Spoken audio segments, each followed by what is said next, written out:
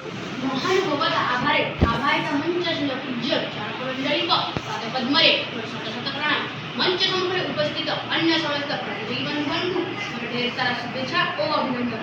घन घन वनभूमि सुदीर्घ गिरिराज कुलुकुलु स्रोतस्विनी नदी और समुद्र उताल तरंगरे गर्भ गौरव आराधित स्वर निजर कला कीर्तिराजी और अभिलाष सुदूर पर्वपर्वाणी को नहीं निजस्व परिचय चिरपरिचित उत्कल भूमि उत्कलता रूपक अखंड परिचय को नहीं आम ओडिशार साहसी जनसाधारण माने जुगे जुगे माटी माँ ओडिशार गुणगान करती से ओडिशा आज समग्र विश्व वंदनीय किंतु संकल्पर समर्पण में आम ओडिशा को आहरी समृद्ध करने आम ओडिशार लोककला बंचाई रखा निहाती दरकार। उत्कृष्ट कला नैपुण्य साहित्य उत्कर्ष ऐतिहासिक संस्कृति उद्दीप्त उत्कल बुलाई महापुण्य हुए मुद्र कौशल कलिंग ऐक्यभूत जाहि एही मो ओडिशा भूमि। हाँ आज्ञा हाजिर शिक्षण धारण महामंच आम ओडिशार लोककला पर्यवेक्षित कर उद्दिष्ट कर प्रसंग केवल विद्यालय शिक्षा ही ओडिशार लोककला बंचाई रखा साहाय्य करुच्ची वितर्क रखा मोर उद्देश्य। आम समस्त जानू शिक्षा ही जीवन आयुध आउ ए जीवन पुणी भाव अनुभव कला संस्कृतिर छाप ए जीवन पुणी भाव अनुभव कला संस्कृतिर छाप जहाँ मन उत्फुल्लित हुए देखा अपरूप आम उत्कल गर्व गौरव और गाइना सबू आखड़ा शाल आरंभ हो जगन्नाथ संस्कृति समाप्त होती बांधि रखी अनेक लोककला। अरे बंधुगण बुझंतु ए लोककला कौन कौन है परिसीमा लोककला होची लोक संस्कृतिर जीवंत वार्तालाप आम ओडिशा विभिन्न स्थान में विभिन्न प्रकार लोकनाट्य संगीत हाथ बुना लुगा और काठ पथर आदि खोदा अंका चित्र देखा मिलता है।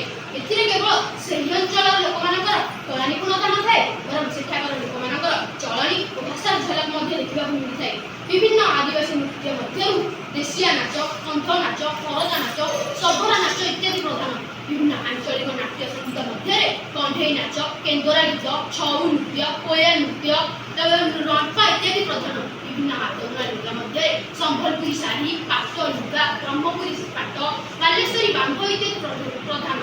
बंधुगण आहरी अन्य लोककला मध्य छोट चित्र चांदुआ टेकुटा पट्टचित्र एवं पत्थर खोदी काम इत्यादि विश्व प्रसिद्ध। आम बुद्धि ओषा माणबसा इत्यादि जो मृत्युंजय पड़े एक सौंदर्य निदर्शन कला जहाँ कहीं केत दिन ओडिशा लोक मैंने पर्यवेक्षित कर बंधुगण टिकी मनकर उड़ा चढ़ई फड़फड़ हुए आगे पचारे केवल विद्यालय शिक्षा परिसर भितर कौन एत बड़ लोककला बचाई रखा संभव मुझे कहबी ना कारण विद्यालय से परिवेश जो परिवेश में लोककला संस्कृति को बही माध्यम जाना सहायक करता है चित्र माध्यम अति सामान्य झलक जानी शब्द अक्षर प्रति माध्यम जुग को साइड रखी एनसीएफ जातीय पाठ्यक्रम आधार 2005 अनुଯାयी पिला केवल घर भीतर बांधि रखा उपयुक्त नुहे कौन अंचल विषय प्रकृत ज्ञान पाइबा से अंचल सहित साक्षात करने सामान्य विशेष ज्ञान हासिल करने क्षेत्र भ्रमण माध्यम को ग्रहण करने उचित। यह सत जे आम ओडिशा विद्यालय कार्य मानक अनेक लोककला संपर्कित चित्र शोभा पाँच विद्यालय स्तर में अनेक प्रतियोगिता भविष्य पीढ़ी पाखे पहुंचाई प्रयास कर पदक्षेप हो समुद्र को संख्या सदृश कौन अंचल लोककला बचाई रखा दरकार सामूहिक प्रचेषा आम लोककला अधिक लोकाभिमुखी करने लोक महोत्सव मेला और प्रदर्शन व्यवस्था करा उचित। आम लोककला केवल लोक संस्कृति आम लोककला केवल अतीतर स्मृति नुहे बरम एक जीवंत संस्कृति तेणु यह अमूल्य संपदर संरक्षण और प्रतिपोषण एकांत जरूरी केवल सामूहिक प्रचेषा और दृढ़ प्रतिबद्धता माध्यम ही आम ओडिशा लोककला विश्व दरबार में उज्जवल तारा परि चमक द्वैती ना तेज आसतु हाथ में हाथ मिसाई शपथ आम लोककला को देखा एक नूतन पथ एम जापर जे आम लोककला केवल छात्र छात्री नुहति बरम लोक पर्वपर्वाणी संस्कृति और परंपरा को पाठ्य करे समस्त लोक निज निज अंचल लोककला को जमी विकास करने पदक्षेप ने उचित। मुझे मोर वक्तव्य विस्तार कर पद्म विकसित छात्र मंचासीन पूज्य विचारक मंडली मंच समूह उपस्थित प्रतियोगी मानक आज सुरभि महोत्सव कार्यक्रम स्वागत और शुभेच्छा जनावि।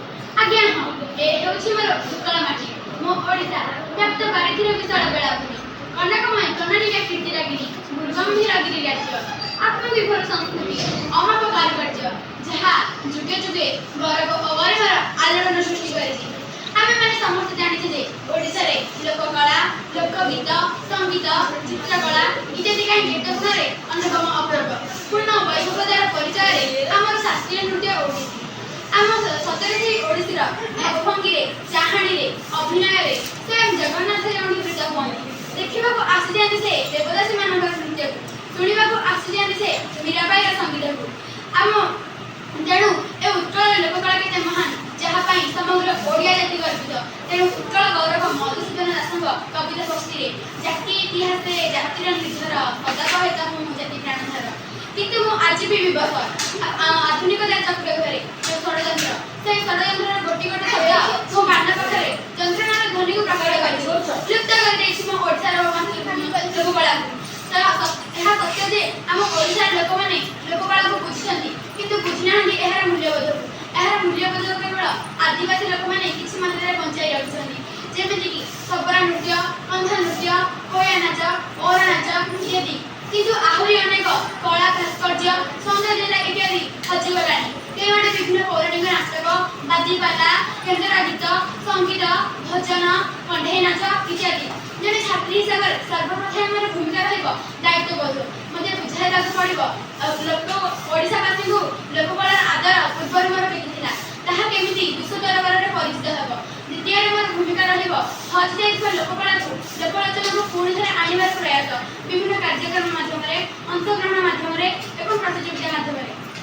ତୃତୀୟରେ ମୋର ଭୂମିକା ରହିବ ବିଭିନ୍ନ କଳାକୃତିକୁ, ପୂର୍ବରୁ ନିର୍ମିତ ବିଭିନ୍ନ ଚିତ୍ରକଳା ଓ ସଂସ୍କୃତିକୁ କିପରି ଲୋକଲୋଚନକୁ ପୁଣି ଥରେ ଆଣିପାରିବା ଏବଂ ତାହାକୁ ବିଭିନ୍ନ ପ୍ରଦର୍ଶନ ମାଧ୍ୟମରେ ପ୍ରକାଶ କରିପାରିବା।